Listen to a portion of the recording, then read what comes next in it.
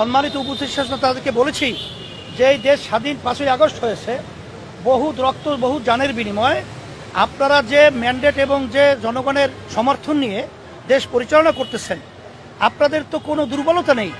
তাইলে কেন যারা নাকি খুনি এবং যারা নাকি দেশের টাকা পাচারকারী এবং যারা নাকি দুর্নীতিবাজ, এরা কিভাবে দেশ থেকে পালালো, এইটা আমাদের বোধগম্য না।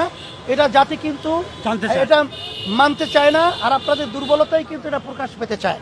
বিদায় আপনাদের শক্তভাবে এই দুর্নীতিবাজদেরকে এবং খুনিদেরকে এবং টাকা পাচারকারীদেরকে আপনারা সেইভাবে ব্যবস্থা নেবেন এবং তাদেরকে আটকিয়ে তাদের শাস্তি অপরাধ অনুযায়ী ব্যবস্থা আপনারা নেবেন।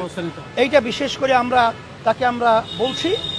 আর বিশেষ করে আর ওই স্বৈরাচার এবং যারা নাকি এই খুনি এবং ফ্যাসিস্ট, এরা যেন আবার বাংলাদেশের মধ্যে